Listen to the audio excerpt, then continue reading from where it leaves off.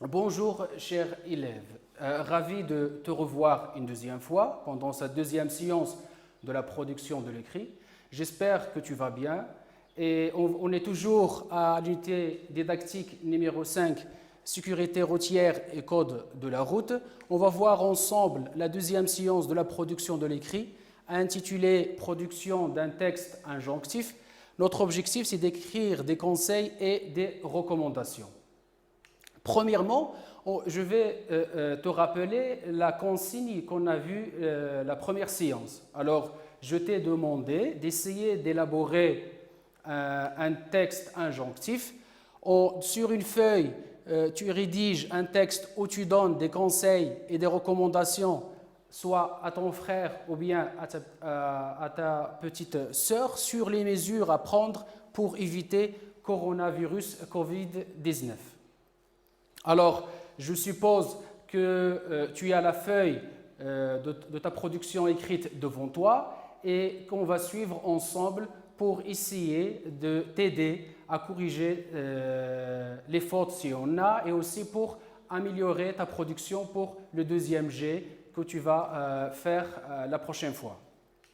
Alors, d'abord, on va essayer de rappeler un petit peu des caractéristiques du texte injonctif qu'on a déjà vu lors de la première séance. Alors, d'abord, on va voir est-ce que mon texte contient des conseils et ou bien des recommandations.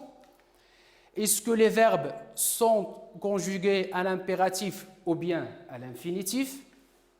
Est-ce qu'on peut utiliser aussi, des expressions d'obligation comme il faut ou bien on doit, etc. Alors, ça, c'est la plupart des caractéristiques qu'on a déjà vues la première séance.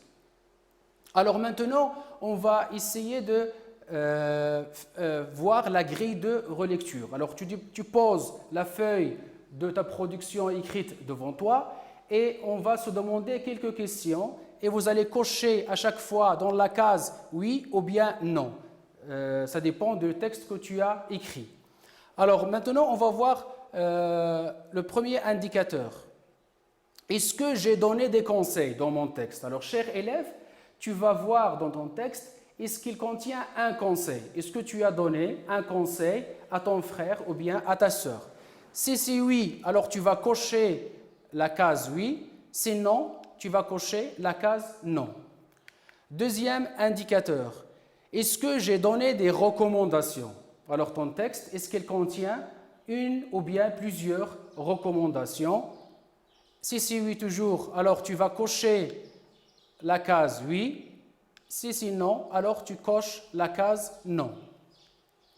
Deuxième, pour le conseil ou bien recommandation, alors ça dépend. Parfois, on peut trouver un texte où il n'y a que des recommandations et parfois, on trouve un texte où il n'y a que des conseils. C'est parfait. Au moins, votre texte doit contenir un conseil ou bien des conseils, une recommandation ou bien des recommandations, ou bien les deux à la fois. Troisième caractère ou bien indicateur de ton texte, tu te demandes la question, est-ce que j'ai écrit les verbes à l'infinitif ou à l'impératif présent? Alors, on a déjà découvert dans le texte injonctif que la plupart des verbes sont conjugués à l'infinitif ou bien à l'impératif présent. Alors, tu vas vérifier sur ta feuille où tu as rédigé ton texte, est-ce que les verbes sont conjugués à l'infinitif ou bien à l'impératif présent. Est-ce que j'ai respecté la ponctuation? Alors, vérifie bien avec moi, cher élève, la ponctuation dans ton texte. Est-ce qu'il y a les majuscules au début de la phrase? Est-ce que tu termines ta phrase toujours avec un point, etc. Alors, et à chaque fois, tu coches la case qui convient. Est-ce que c'est oui, tu coches ici, ou bien non, tu coches là. L'avant-dernier indicateur, tu vas voir si ton texte ne contient pas de fautes d'orthographe. Alors là, tu peux utiliser un dictionnaire ou bien tu demandes à quelqu'un de ta famille de t'aider pour corriger tes fautes d'orthographe et de lexique. Alors maintenant, tu vérifies avec quelqu'un ou bien en utilisant ton dictionnaire s'il y a des fautes d'orthographe dans ton texte.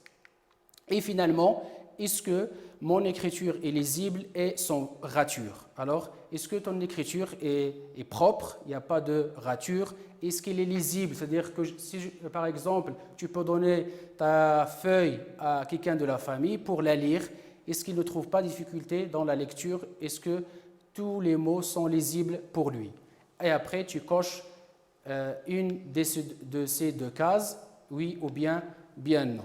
Alors voilà, en grosso modo, un peu la grille de la relecture de ton texte injonctif.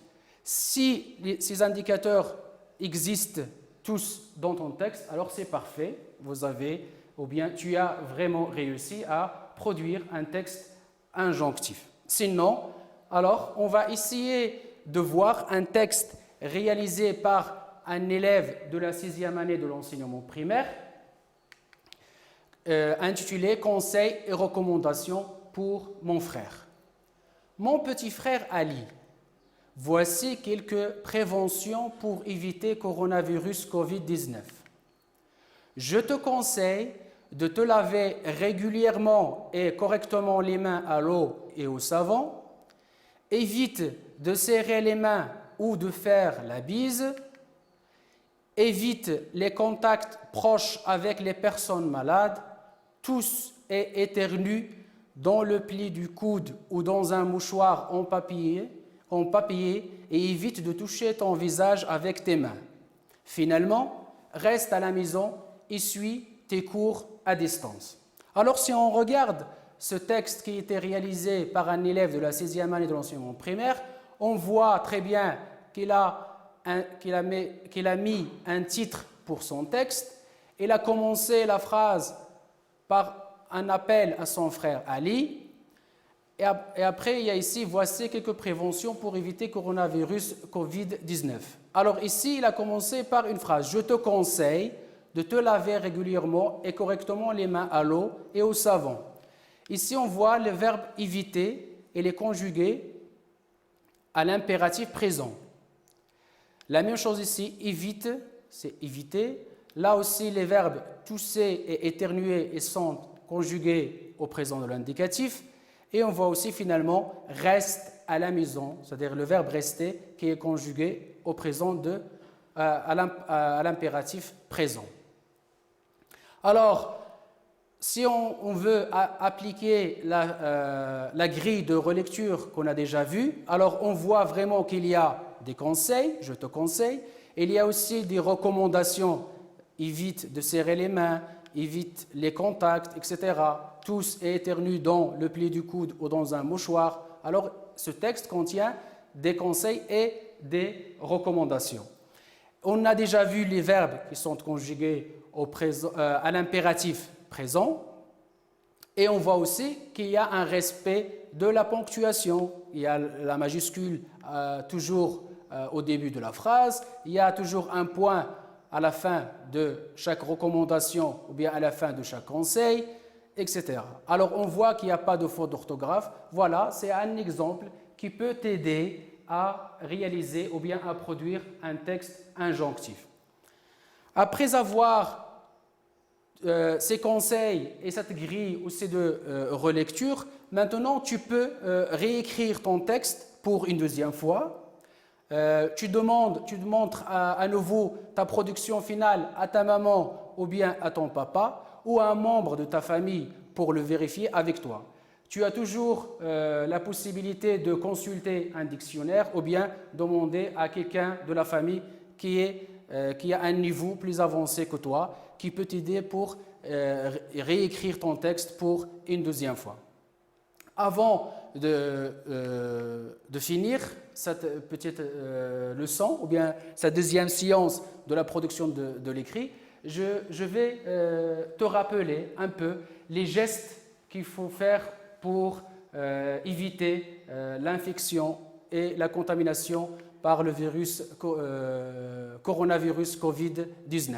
Alors d'abord, lave fréquemment les mains avec de l'eau et du savon ou avec un désinfectant pour les mains à base d'alcool.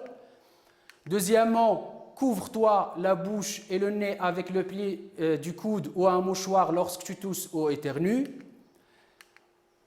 Évite tout contact rapproché avec des personnes présentant des symptômes comparables à ceux d'un rhume ou de la grippe.